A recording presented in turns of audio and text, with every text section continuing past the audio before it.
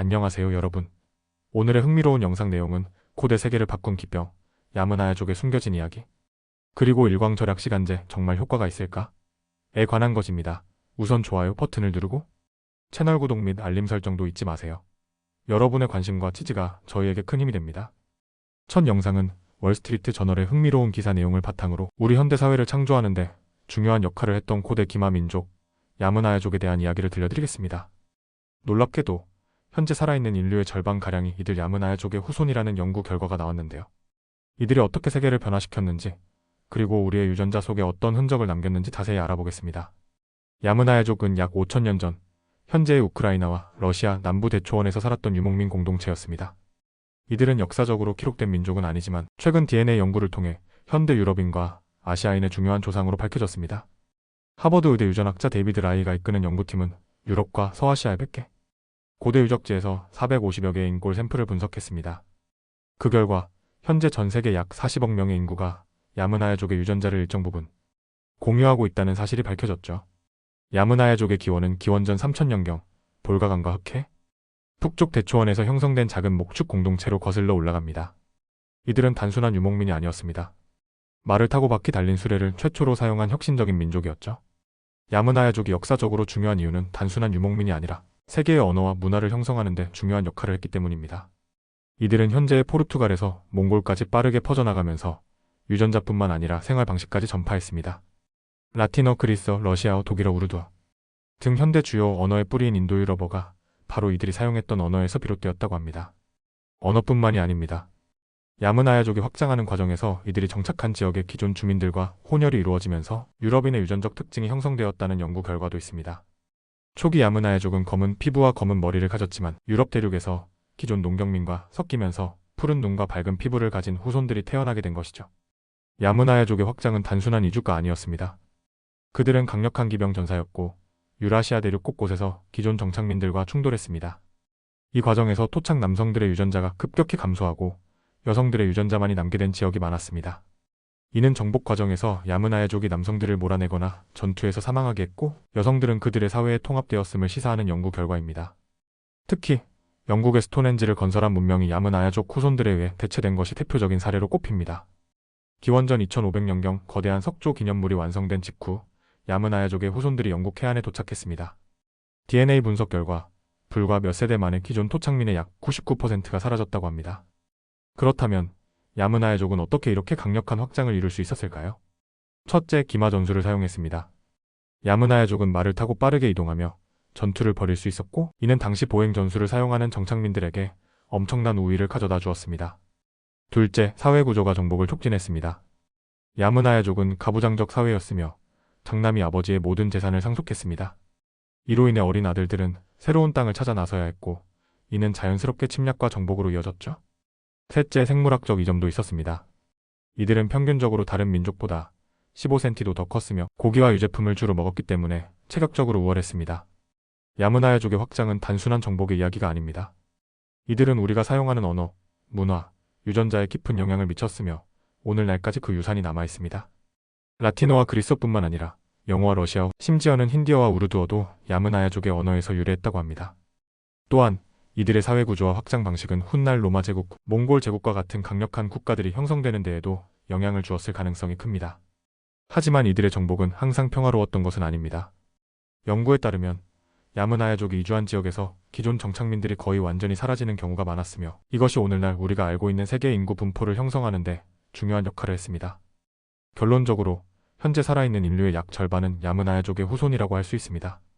그들이 없었다면 오늘날 우리가 사용하는 언어도, 문화도, 심지어 우리의 외모도 지금과는 상당히 달랐을 것입니다. 그들은 단순한 유목민이 아니라 현대 세계를 창조한 고대의 기병 전사들이었습니다. 다음 영상은 월스트리트 저널의 기사 내용을 바탕으로 많은 사람들이 매년 경험하는 일광절약 시간제에 대해 이야기해보려고 합니다. 매년 3월과 11월, 미국을 포함한 여러 나라에서는 시간을 조정하는데요.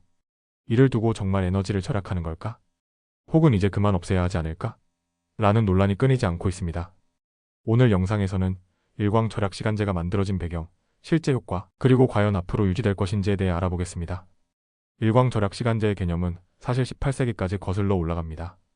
벤저민 프랭클린이 파리에 머물면서 사람들이 저녁 늦게까지 촛불을 켜는 것을 보고 아침에 일찍 일어나면 촛불을 아낄 수 있지 않을까? 라는 아이디어를 떠올렸다고 합니다. 이후 1차 세계대전과 2차 세계대전 당시 미국과 유럽, 여러 나라에서 전력을 아끼기 위해 일광절약 시간제를 도입했습니다. 그리고 1960년대 미국 의회는 이를 연례적인 제도로 공식화했고 이후 1987년과 2007년에 걸쳐 그 기간을 점점 늘려 현재는 1년 중 8개월 동안 유지되고 있습니다. 즉 원래 목적은 단순합니다. 낮 시간을 더 활용해서 전기를 아끼자. 하지만 과연 이 제도가 의도한 대로 작동하고 있을까요? 일광절약 시간제의 핵심 논리는 단순합니다. 해가 늦게 지면 저녁 시간에 전기 사용량이 줄어들 것이고 그만큼 에너지가 절약된다는 것이죠. 그런데 최근 연구 결과를 보면 이 가설이 반드시 맞는 것은 아닙니다. 예일대 경제학자 매튜 코첸과 연구진은 미국의 전력 소비 데이터를 분석한 결과 일광절약 시간제 도입이 어떤 지역에서는 전기를 절약하지만 다른 지역에서는 오히려 더 많은 전력 소비를 유발한다는 사실을 밝혀냈습니다. 어떤 지역에서는 저녁 시간이 길어지면서 전등을 덜 켜게 되어 전기 사용이 줄어들지만 반대로 아침이 어두워지면서 전등을 더 켜게 되어 오히려 소비량이 늘어나는 경우도 많다는 것입니다. 특히 해가 늦게 뜨는 겨울철에는 아침 출근길과 등교길에 불을 더 많이 켜고 난방을 가동해야 해서 에너지 절감 효과가 거의 없다는 분석이 나왔습니다.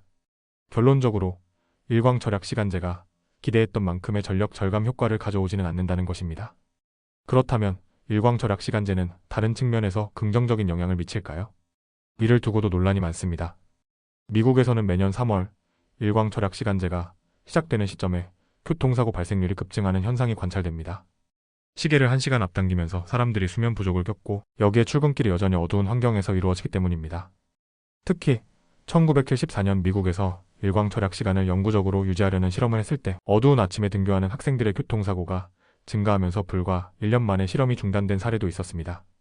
미국 의학협회와 수면 전문가들은 일광절약 시간제가 신체 리듬에 부정적인 영향을 미친다고 지적합니다. 사람의 생체 시계는 태양의 위치에 맞춰 조정되는데 인위적으로 시간을 바꾸면 수면 부족, 피로, 집중력 저하 등의 문제가 발생할 수 있습니다. 심지어 연구에 따르면 3월 시계 변경 이후 몇 주 동안 심장마비 발생률이 증가하는 경향이 있다고 합니다. 그렇다면 경제적인 측면에서는 어떨까요? 골프장, 야외 카페, 쇼핑몰 등 저녁 시간이 길어질수록 수익이 증가하는 산업에서는 일광절약 시간제를 강력하게 지지합니다. 특히 2007년 미국 일광절약 시간을 11월 첫째 주까지 연장했을 때 할로윈 기간 동안 사탕 판매량이 증가하면서 초콜릿과 캔디 업계가 크게 환영하기도 했습니다. 반면 수면 전문가나 일부 시민단체에서는 건강과 교통사고 증가 문제를 이유로 반대하고 있습니다. 현재 미국에서는 일광절약 시간제 폐지 또는 영구 적용을 두고 정치적 논쟁이 벌어지고 있습니다. 상원에서는 2022년에 햇빛보호법이라는 법안을 통과시켜 일광절약 시간을 영구화하려 했지만 하원에서 별다른 조치를 취하지 않으면서 법안이 진전되지 못하고 있는 상황입니다. 흥미로운 점은 미국 내에서도 각 주마다 다른 입장을 보이고 있다는 것입니다. 애리조나와 하와이는 일광절약 시간제를 따르지 않고 1년 내내 표준 시간을 유지합니다. 반면 플로리다나 텍사스 같은 주들은 영구적인 일광절약 시간제를 원하고 있습니다. 영상 내용을 정리해보면 일광절약 시간제는 에너지를 절약하려는 목적으로 도입되었지만 실제 효과는 미미하고 교통사고 증가와 건강 문제 등의 부작용이 있으며 경제적 효과는 일부 업종에 긍정적이지만 전체적으로 찬반 논란이 끊이지 않고 있습니다. 과연 우리는 일광절약 시간제를 계속 유지해야 할까요? 아니면 이제는 없애야 할까요?